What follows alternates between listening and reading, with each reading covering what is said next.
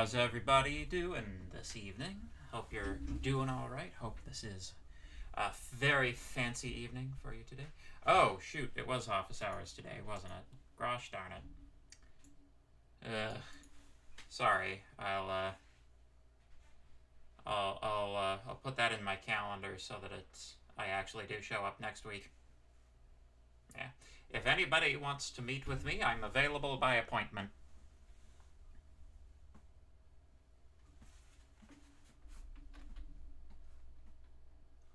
Does it sound a little tinny to you?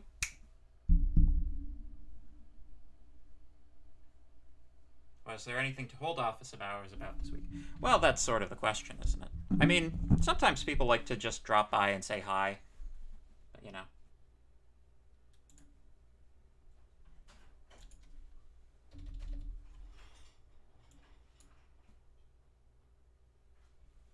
There, that improved things considerably just right there. Alright. Eat the mic, they say. Eat the mic.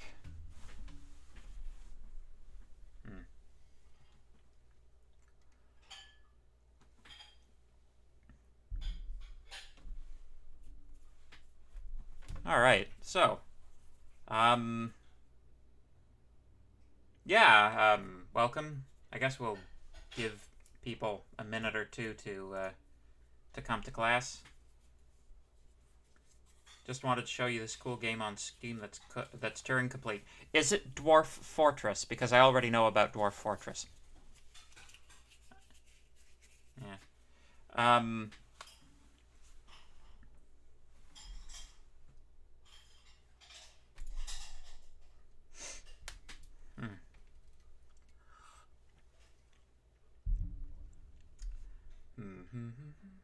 Incidentally, I probably won't be in person for the office hours until we're in person for class. If they decide to push that back a little bit more, I'll probably just move the office hours to some other time. It's like I can't really get there and then come back and like still be doing my streaming setup, so. No, the game is literally called Turing Complete. It is about building 8-bit computers from logic gates. Ha! Well, that seems like it would be right up your alley. Yeah, that sounds really cool, actually. And very educational. Consume the audio reading device. Yes. You're in embedded systems now, so you will call this thing by its proper term. This is an audio transducer.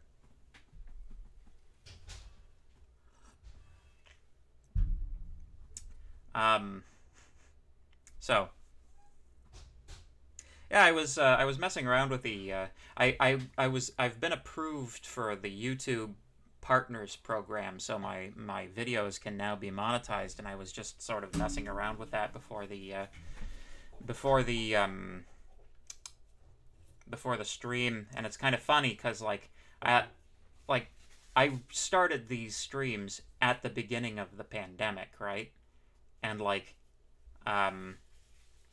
isn't the transducer just part of it? Well, it's a transducer with a fancy case, but yeah. Thank you. It's kind of interesting because a bunch of my very first videos that I did that were through the webcam, etc.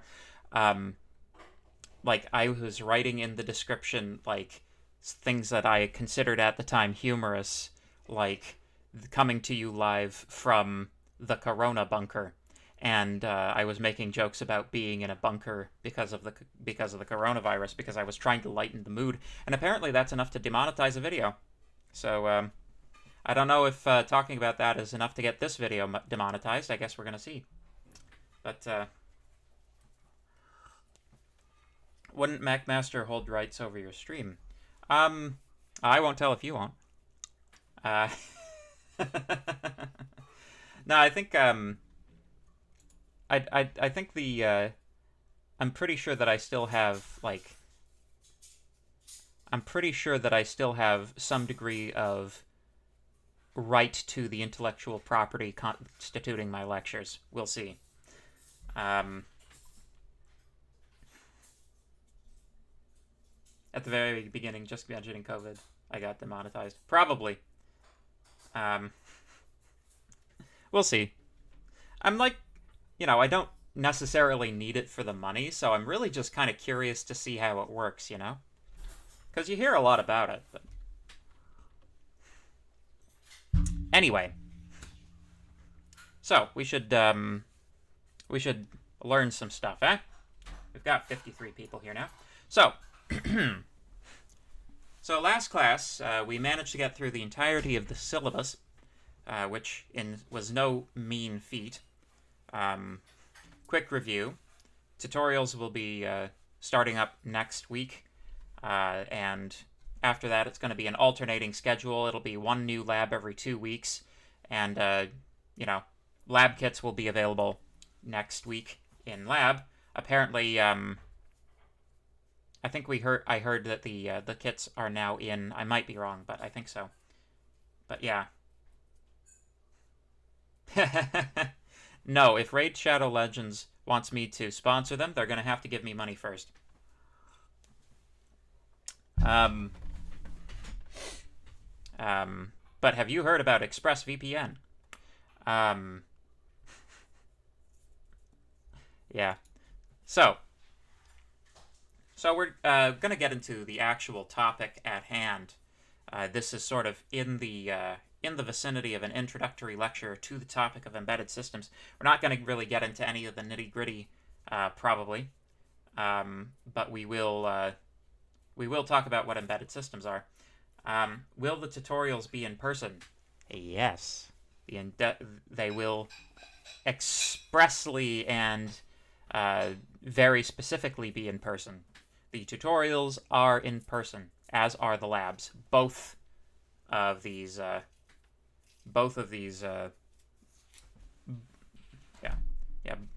The labs and the tutorials are basically the same thing, so we're gonna, all of that is gonna be in person. So, I think I'm good. Okay. So let's talk about embedded systems.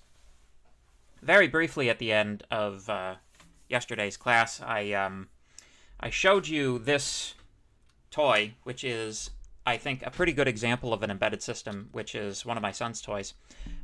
He's 9 months old, and this is developmentally appropriate for him.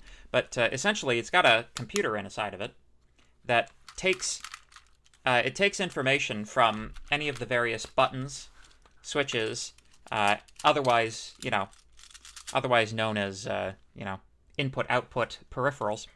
It takes information from these, processes them inside of the computer chip, makes reference to a memory chip that contains all of the various sounds that it plays, and it's got an output. It's got a speaker as output, which is not uncommon for this type of device, and it just makes noise and entertains a child.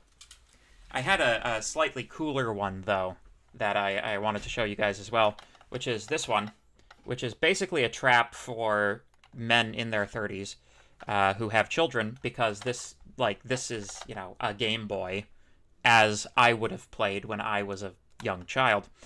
In fact, I think if you take a look in the background there, you can see on the bookshelf I've still got my old one. It's red. But yeah, it's like, this thing's got various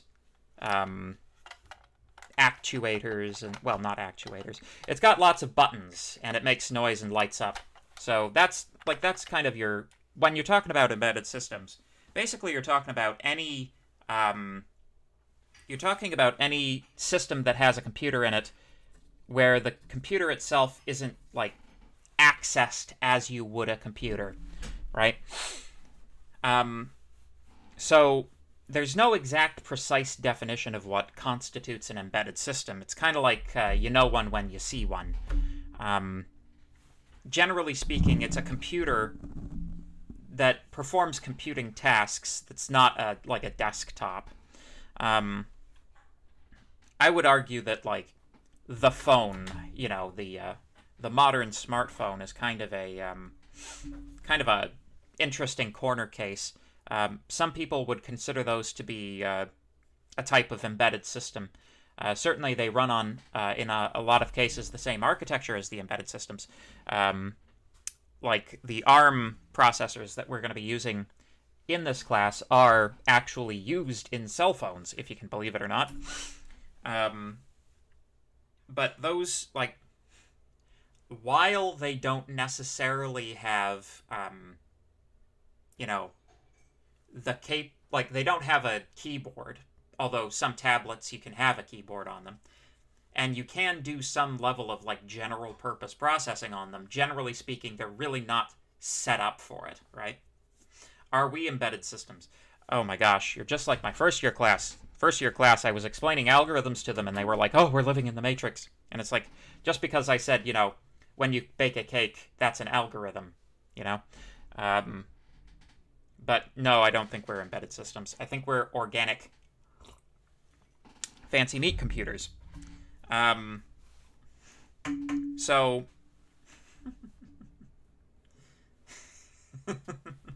Stop trying to get my stream demonetized. So, the cue flurry of people in the chat trying to get the stream demonetized. So,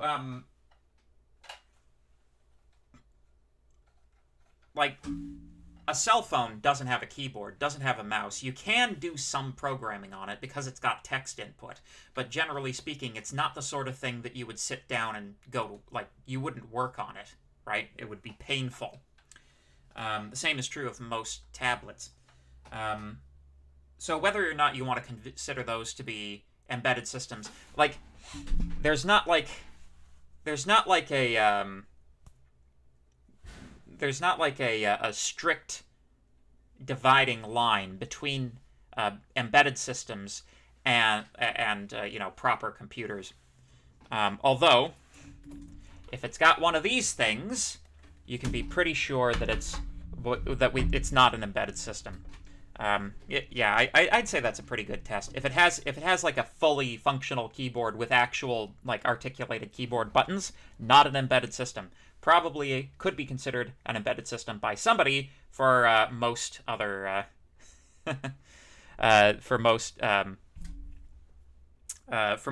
you'll find at least one person on the planet who will consider anything else to be an embedded system. So, embedded systems are electronic systems that contain a microprocessor or microcontroller, but we do not think of them as computers. The computer is hidden or embedded in the system. So, first of all, I'd just like to say, I'm using the slides that were used last semester because I promised my wife I wouldn't redo them this semester, because I have to actually graduate at some point. So, are drones embedded systems? Yes, actually, I would consider drones to be embedded systems for sure. Definitely. Computers are known as unembedded systems. Yes. Ha! BlackBerry Bold. Yeah, I guess so.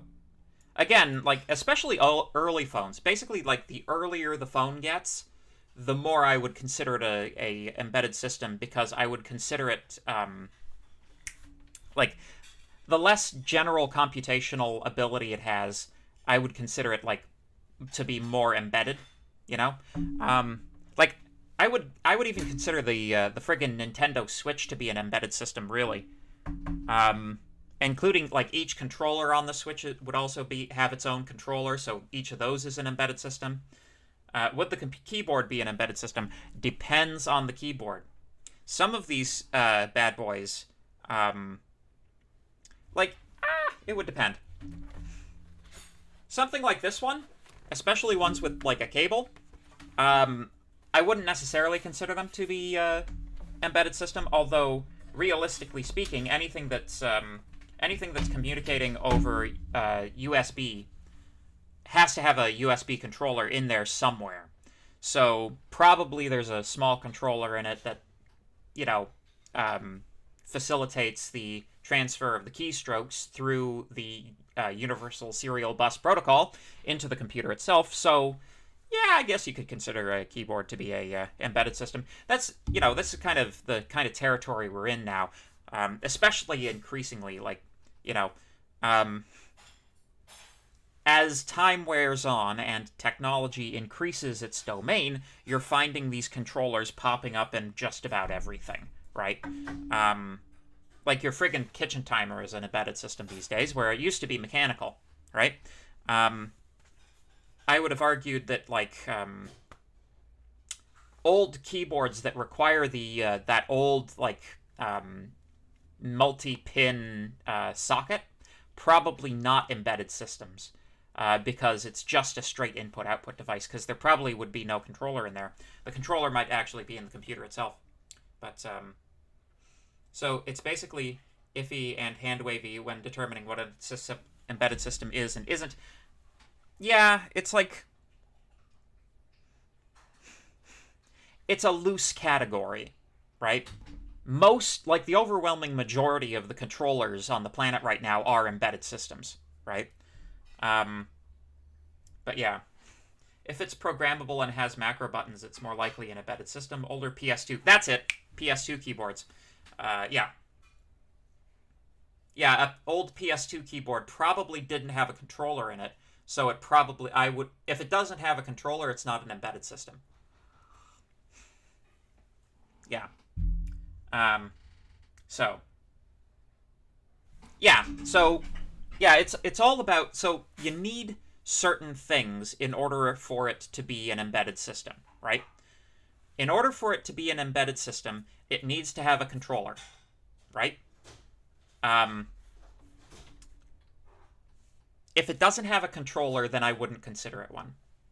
Cars are embedded... Well, actually, the typical automobile these days will actually contain, like, I think, like, upwards of 150 individual embedded systems that have been built into the car.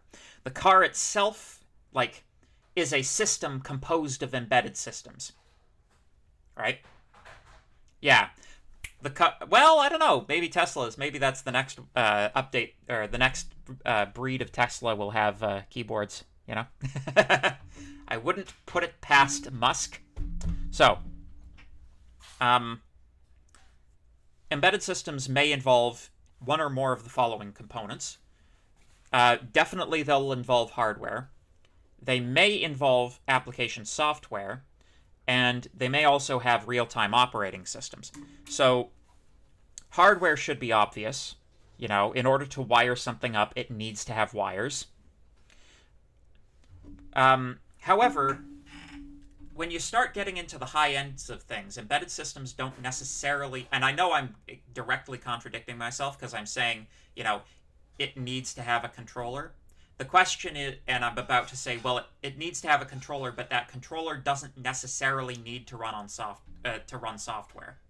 So the embedded systems that we're going to be talking about in this class do run software, right? We're going to be running the ARM architecture microcontrollers, right? However, when you guys take 3TB4, which is Embedded Systems Design 2, you're going to be learning how to do FPGA design. What is FPGA design? It's essentially reprogrammable hardware. It's often used for prototyping electronic board, like circuit boards and stuff. So if you have a circuit board that's sufficiently complicated, it doesn't actually need software. You can implement the functionality that you would use software for directly in circuitry. It's still a controller. It's still doing it's still doing the job of a general purpose microcontroller, but it's not it's not reprogrammable because everything is laid out in circuits, right? So that type we often call these ASICs, application-specific integrated circuits. So those types of systems also are embedded systems, right? So we're talking about a subcategory here. Oh, question. So what is a USB controller, like the part that plugs into the USB slot? Would a mouse be an embedded system? So yes, a mouse would be a embedded system, particularly if it's like a wireless or Bluetooth mouse. So I'm going to unplug my mouse for a second here. This thing, not the controller, just the plug. Right? inside of this guy, if I were to take this guy apart and show you the insides, you would see a little black chip that was immediately adjacent the sort of the connectors in here where the wire would be coming out. So that little black chip would be the USB controller. The USB controller, just all it does is it serializes the information that's being fed to it from the controller that's inside of the mouse unit. So, USB, because USB controller, like, USB controlling is such a common task, there's a chip for it, right? You don't need to integrate, you don't need to, like, redo that inside of software, right? So that's kind of, like, the name of the game when it comes to design of embedded systems as well. You need modules to perform tasks. If the task is a common task, there's likely a chip that does that. And these chips are highly optimized and typically inexpensive. So, like, the question is, why would you buy a $40 controller when you can perform that function with a, you know, a 2-cent little IC? But yeah. Yeah, maybe Razer will sponsor me. I am also wearing Razer headphones, which are also an embedded system. Well, actually, maybe they're not. I think... No, I think that these guys are still kind of straight transmitters, transducers, that sort of thing. But anyway, so real-time operating systems are something that you're going to talk about in fourth year. So if you think about, so what we mean when we say real-time system is that's a system that is vulnerable to long delay, basically. So for like a excellent example of a real-time system is this stream that you're currently watching. If my computer and YouTube and your computer are not communicating sufficiently quickly, you don't get the video stream. Like, it gets choppy, right? When you have buffering issues with videos, that is the failure to meet real-time processing requirements, right? So a real-time system is any system where if it's, if time is a factor, it's a real-time system, basically. It's very painful to program a USB HID library. I tried it one time and gave up. Just got a professional from Adafruit to help. Yeah, exactly. Like, you know, they say about software design that, you know, if you have a library for something, you should use it. And, you know, to some extent, you need to learn how to program too. But, like, this becomes, like multiply that by 100 or 1,000. Nobody goes in and solders up their own 555 timer, you know? This class has turned into a philosophy class where we discuss the essence of an embedded system. Well, yeah, that's what we're, you know. Otherwise, how would you know what an embedded system is? This is what we're doing. You need philosophy. Philosophy is the queen of the sciences. So,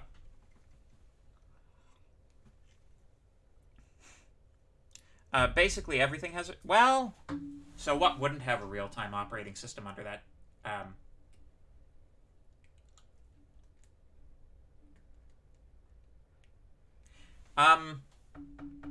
I would say any system that you're willing to wait for. So, let's say you wrote a program in Python to perform some function on a spreadsheet, right? You're happy to wait until that function is finished, however long it takes, so long as it doesn't take too long.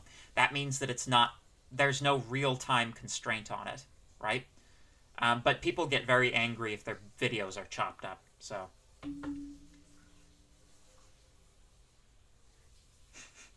Maybe the embedded system is the friend we made along the way. Maybe. So, it may be possible to implement small embedded systems completely in hardware. However, they usually incline... yeah, I kind of already covered that. So, one big important feature of embedded systems is that they're generally not programmable by the user. And when we say not programmable, I don't mean like program your thermostat or program your VCR. I mean you can't crack the thing open, write brand new software for it, flash the chip with the new program, and then run that program. You'll see this you'll see this sometimes with these hobbyist guys who take like the Nintendo DS and install Linux on it. They usually have to break the thing to do that, right? You have to void the warranty. So when I'm talking about not in user programmable, I'm not talking about you can't put your thermostat schedule in it. I mean you can't upload like a C program to it.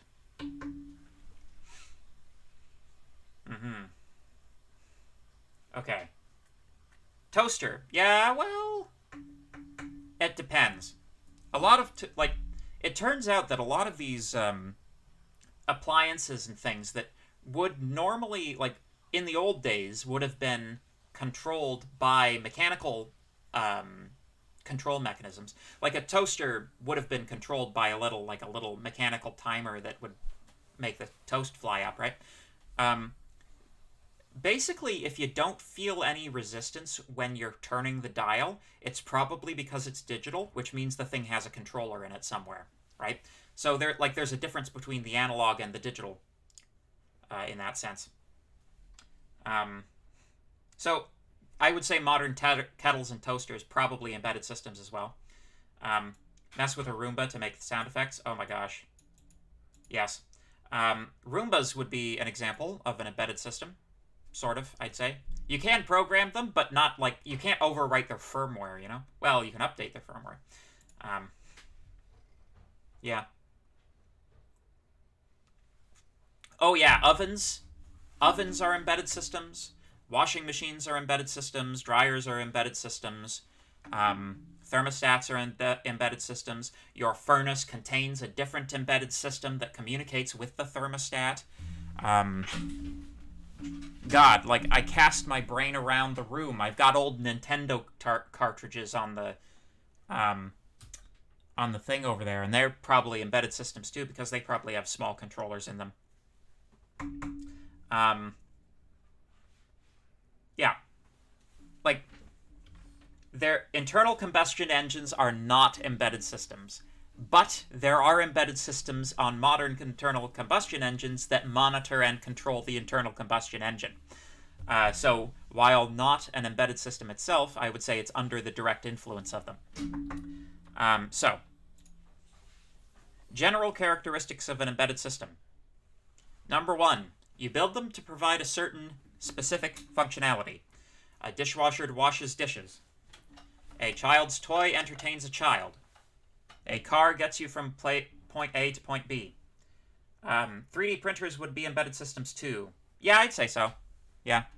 Actually, for sure, I'd say a 3D printer is an embedded system. Normally, embedded systems have real-time operation. That is, you expect them to do things quickly. You don't wait around for them. One of the interesting things about embedded systems is that manufacturing cost really matters, right? So let's imagine that you're Fisher-Price, right? And you're developing a product line, and you want to sell that product, right? The more you can reduce the cost of the electronics inside of this guy, right? Let's say you sell 1 million of these guys, right? If you're able to reduce the cost of the electronics in this apparatus by 1 cent, you've made $10,000, right? Just out of thin air. And, as an embedded systems developer, you, the very small optimization of an embedded system that only grabs you, a few cents, depending on the size of the product run, can pay your salary for the year. So, because with these guys, you're often talking about economies of scale, it really, really does matter that you get the costs down as low as possible with these things, which is, you know, and that, like, the cost of the parts itself is one thing. The other thing that you want is low power consumption in general. So, like, how long do the batteries in this thing last, right? That's also a very important, like, it's maybe less important than the sticker price for the product, but it's very important to get your power consumption low as well. And so, you know, essentially what we're doing is we're going to be thinking about resource-conscious programming and resource-conscious system design. System design less so, because this is primarily a software course, but basically, every single command that you execute on a controller, each one of those has a power cost, right? So if you optimize the shit out of your program, you are ratcheting down the power consumption on that device, which means that you don't have to pay as much money in power. You know, depending on the application, that either gets downloaded to the consumer in the form of batteries, or it gets downloaded to the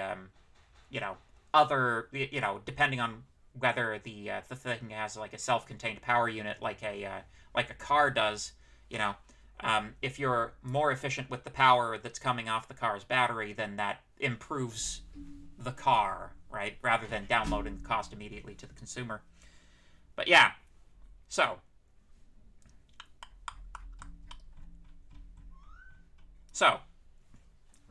to design an embedded system, you consider the same sorts of design issues that you'd consider with many other different types of things. So, like, for example, if you were to design a building, you would say, what is the purpose of this building? How many people will be expected to use this building, and for what purpose, right? Maybe the particular nature of the people involved matters. You know, if you're designing a house, how many bedrooms does it have? How many, what's the kitchen? How big is it? You know, what's the layout of the house? You need to know details about each of the different functions that the thing's going to be used for. Similarly, when you're talking about an embedded system, you need to know what the thing is supposed to do, what peripherals it's going to need to do them, and you need to have a rough idea of, like, how big the program you want to run on it is. Because if your program is small enough, like, with these types of embedded systems, you can select the amount of horsepower you need in your controller, and, you know, horsepower isn't a technical term in this context. It is a technical term in other contexts, but not in this context. The amount of power you put in your controller should, in theory, be proportional to the amount of power you need in that controller in order to perform the task at hand. Everything needs to come back to the function of the object, right? Like, because nobody's going to be using it for, like, general purpose programming, there's absolutely no point in putting an Intel processor in one of these things, you know? There's no point in it. And as we're going to see with ARM architectures, or ARM chips in general, you get a whole range of ARM chips that, you know, have varying numbers of instructions available, have varying, like, you can clock them at various speeds. You know, there's kind of like a range of specs that you can pick out for an ARM chip. And you would hypothetically be picking one that was appropriate for the application. So we need to clearly define the logic that the embedded system is to implement as well. Design a system to implement that logic. We need to know what components are available and what functionality they provide, and how to interconnect components to implement the desired logic. And that's, roughly speaking, like, the last few points here are basically what we're covering in this course. So let's talk about the different abstraction levels that we have going on here. So in general, the lowest level of abstraction that you're going to deal with in embedded systems are things designed at the transistor level. This is sometimes called RTL, the register transfer level, right? When you're designing a system at the transistor level, you're working with things like logic. It doesn't actually normally mean actual transistors. Normally, it's like at the, normally you'll be operating at the gate level, not the transistor level if you're doing any of that, you know? Like, nobody really needs to get into the transistors themselves, but it can occasionally be useful to operate things at the gate level. You know, I would say that for most applications, unless you are like super hyper duper optimizing your embedded system, you'll likely not be doing anything at the transistor level. But at the gate level, essentially you're dealing with individual logic gates, you're dealing with individual registers, you're dealing with multiplexers, you're dealing with all of these types of like subcomponents that are included in such things as processors. So what's the compromise? Like, everything is engineering trade-offs, right? So if you're operating at the gate level, what you're doing is you're compromising essentially the amount of time that it takes you to develop the system, right? You're trading off development time for better power consumption, and in the long run, hopefully, reduced cost. It depends on how big the run is, right? You know, if you're only going to be producing 100 units of a particular embedded system, there's really no point in doing anything except, you know, running, using sort of standard toolkit and doing things at a higher level of abstraction. However, if you're doing a product run in, say, the you know, hundreds of millions to billions of parts, at that type of economy of scale, it does become significantly more cost-effective to have developed your own thing, to have developed the system at the level of gates, because like you have more engineering cost up front, but because you don't need other people's parts, essentially, you can bring that cost right down with you know, manufacturing things at scale. Using you know, pre-built controllers like the ARM boards, that decreases your it's called non-recurring engineering cost. You reduce the amount of money you need to develop the thing at the expense of having to pay more money per unit for the entire lifespan of this thing. And it's like, you know, don't get caught in this trap of thinking that one of those is better than the other, right? You have to actually do out the curves and see, like, there will be an overlap between those two curves, depending on, you know, like, if you get the price per unit down low enough that, you know,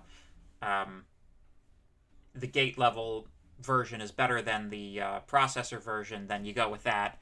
But if you're, you know, if you don't get that many produced, there will be a period of time where it's more cost effective to do the controller version, right? So, but anyway, so generally speaking, if you're doing things at the gate level, this is kind of like the workflow in general is you prototype it as an FPGA board. You prototype it on an FPGA board. You then take that that hardware design and you know, send it to a manufacturer and say, I need 10,000 of these, you know? Yeah, microeconomics curve graph flashbacks. Yeah, everything is supply and demand, man. Everything is supply and demand. So, more complex designs require higher levels of abstraction. Obviously, the more complex the design is, the higher your engineering cost is going to be versus your production cost, right? So it can be very useful to bring that engineering cost down with more highly abstract design mechanisms. What is an FPGA board? Well, you'll learn about them in 3TB4, Embedded Systems Design 2, the Coles Notes version. It's a circuit that allows you to program circuits in it. So it's like it's a vast array of lookup tables which simulate logic gates. So, but you can just plug it into a computer. Basically, it's like you design a hardware description which looks like it's software, but it's actually hardware, right? Like you type it out on a computer. The software then processes that and turns it into an actual circuit design, downloads that to an actual physical chip where it is physically implemented as a physical circuit, and this allows you to debug the circuit on an actual physical board. Generally speaking, it's a good idea because it's like a low-cost platform where you can do a bunch of like sequential, like you can debug on the thing, and that's fine. You can't really debug physical circuits, right? Because you have to send it back. You have to send out for it to be manufactured every time you have a new version, and it takes weeks. And that's just, if you have a prototyping board, you can just do it, in an afternoon. 50 versions of it. But yeah, that's. FPGA stands for Field Programmable Gate Array. So field programmable, so you can program them anywhere. They're reprogrammable. Gate array, it's just a big matrix of logic gates. But yeah, those are cool and fun, but programming them is very difficult. Like, if you guys think that assembly programming is bad, FPGA programming, I think, I'd say I'm reasonably well versed in programming languages. FPGA programming is the hardest programming I know of. I'm just going to put it out there. So, anyway. So, you can bring down your engineering cost by giving your engineers easier to work with tools, more highly abstract languages. The price that you pay for that is that you're often going to have to give them like an ARM Cortex core, or, some kind of ARM chip that they can actually program in a language that's a language, right? So if we think assembly is good, then FPGA will be fun. Yeah, I mean, you can have fun doing it for sure. Just don't think of it as software. That's the big pitfall people fall into, is that they think because it uses C-like syntax, right? So it looks like C. It kind of smells a little bit like C. So people are like, oh, this must work like C, and it really doesn't, because it's actually hardware that you're programming in. But anyway, so yeah, basically. So the current trend is things are getting sufficiently complicated that, the more complex your application is, the more abstraction you need to bring down your engineering cost.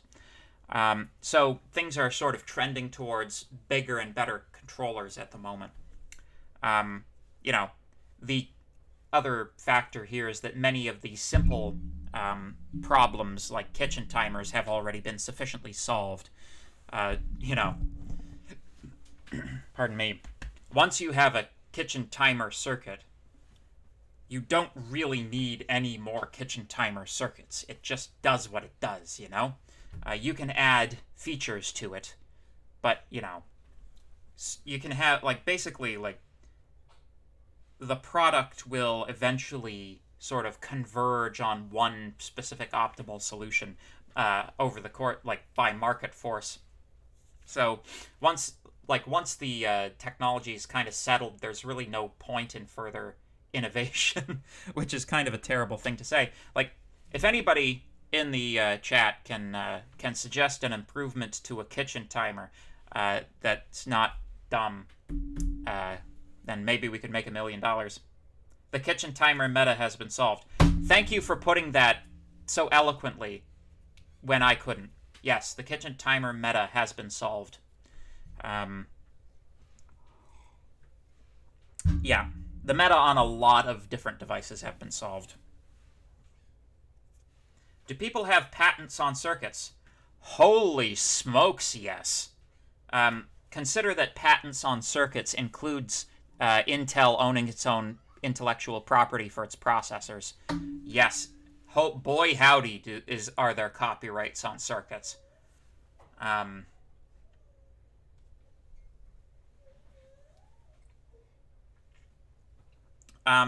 Copyrights on algorithms? Yes, although it's a little bit more fuzzy. But yeah, generally speaking, circuits still very much in the old school engineering sort of realm of proprietary software and copyright infringement and all of that stuff. So,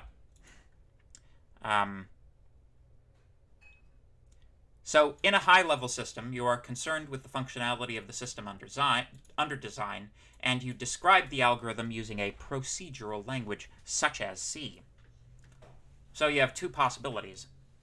You use the tool to simulate hardware and test the functionality, then generate a list of required hardware at a lower level of abstraction, or you compile the system-level description in a software language such as C, and then run the resulting program on a processor. This is the difference. This here, that's 3TB4. This is 2TA4, basically. You can also mix these things, obviously. But yeah, design constraints may require a designer to use a combination of RT-level and system-level tools and design methodologies. So, like, there's no reason you couldn't combine these approaches. Like, the fact that, basically what we're doing here is we're wading into the middle of a, like, very, very highly diverse field of engineering, that often goes unnoticed and unrecognized. But yeah. Yeah, the IoT craze, the Internet of Things craze? All that really happened there is that, it became common to put Wi-Fi on these things. And boom. Like, the IoT people think they're hot stuff. We were doing this stuff in embedded systems 30 years ago. They've just discovered the internet, I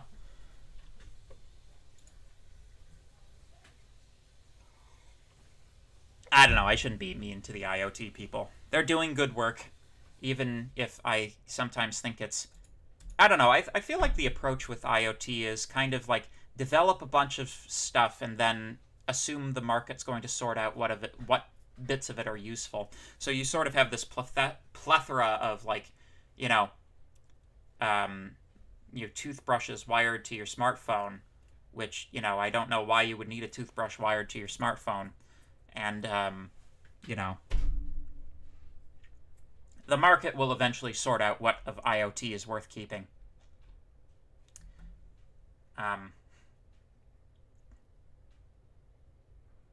Why does a fridge need Wi-Fi? I don't know. They claim to have fridges that can reorder food for you when you run out of food. But, this kind of gets into the problem of, like, how do you teach a computer cognition? It's like, and I know this is kind of philosophical, and I'm only we're close to the end of this. Anyway, you'll have noticed, perhaps you didn't know this. I'm going to talk to you about it for the last, 2 minutes. Because I'm the prof, that's why. So, the title card that I used for this course is an image that's it's an image that appears in a collection of short stories by Isaac Asimov, and There are lots of very interesting illustrations in his collections of short stories because they're kind of like human beings and robots interacting as he would have imagined they would be able to. But it's kind of interesting because, like, the fundamental problem, like, the problem Asimov didn't really recognize when he set out, for example, his laws of robotics, is that it's non-trivial to teach a computer to recognize something, right? Like, we're kind of not even particularly sure how human beings accomplish it, right? So, like, the reason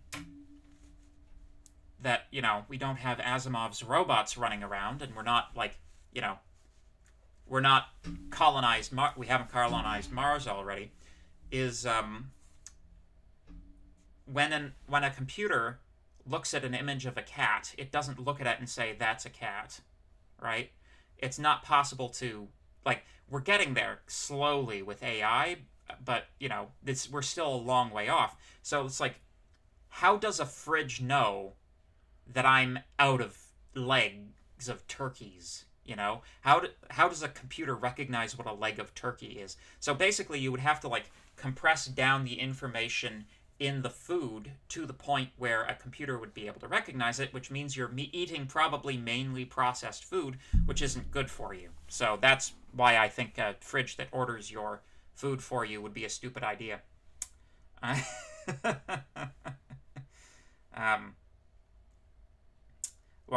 Waking up to an empty bank account because your fridge decided to do your groceries for you. Yeah, no kidding, right? So, and the other problem with IoT is that each one of these IoT devices becomes something that can be hacked. So it's like a security nightmare because, like, who's gonna spend the millions of dollars it would take to ensure the security of a toothbrush, right? And each one of those things you can use these as vectors for DDoS attacks and fun stuff like that. Some ovens are connected to your internet, and you can turn them off from your phone if you leave something inside. I mean, yeah, like, that's, like, the closest we've been able to get so far, I think, to a use, like, an actual use for IoT is, like, turning your phone into a remote control for literally everything in your house. But that also means if they can hack your phone, which they can, then they also can turn your oven on, right? And they can turn your fridge off, and they can turn your furnace on or off, or set the temperature in your house to 30 degrees. Like, the internet is not a kind place, and there are things it shouldn't touch. That's my position.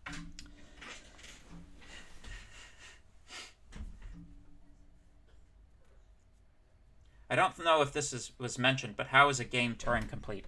Oh boy, you should take some of the other classes I do.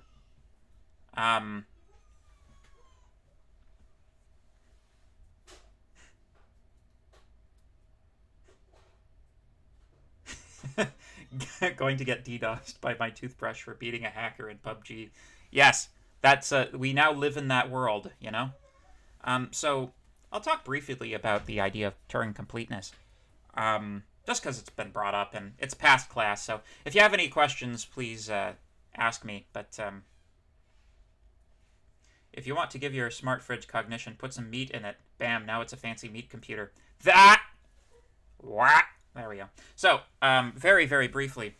So if you know what a Turing machine is, it's like a tape with symbols on it, with a read head.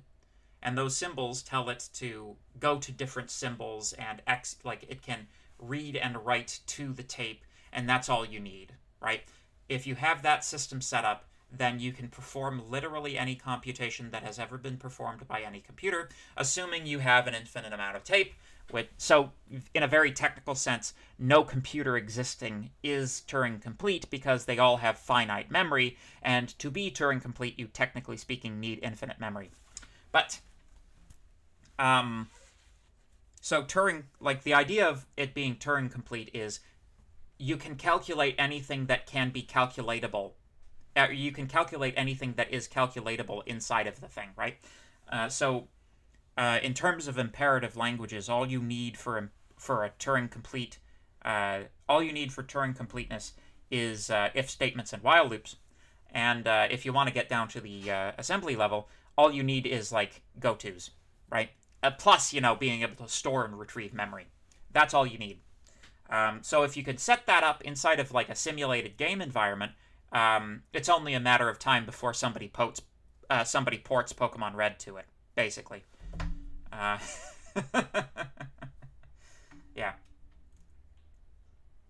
The game is about building a computer with logic gates, so it's Turing complete in the same way that any general-purpose computer is Turing complete. Yeah, no, yeah, exactly. Like, frigging Minecraft Redstone is Turing complete. The fluid system in Dwarf Fortress is Turing complete. But yeah. Anyway, if there are no further questions, I think that's everything I have for this evening. Dinner smells good, so I'd like to get to it. Are there any further questions?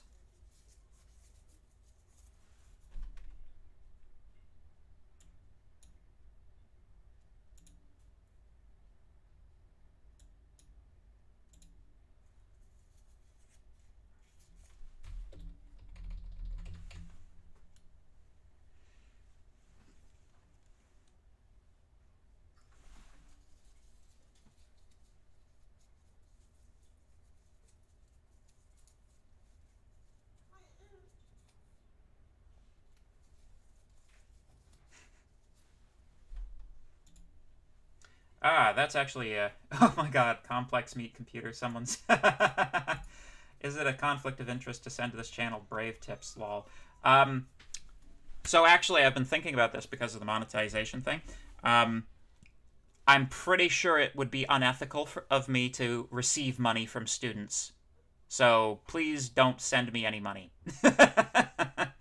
I'm already getting paid for this, and you don't have to worry about me. If you want to show your appreciation for the stream, study for the test. Yeah. So, are the chips we are going to use considered general-purpose processors? Yeah, the ARM chip, because you can load any C program to it that you write, you know, if you want, you could put chess on it, you know. If you want, you could put, well, friggin' Pokemon Red, you know, why not? You know, wire that up to, like, a bunch of LEDs, and you could, you know, simulate the dot matrix screen on the Game Boy, give it a couple of buttons, up, down, left, right, A and B, start and select. Bing, bang, boom. You could, yeah, you could rebuild the Game Boy. Why not? Yeah. All right, folks. Take her easy. Have a good evening. And we will reconvene, I think, tomorrow. I think we got this class tomorrow. Take her easy. Stay frosty.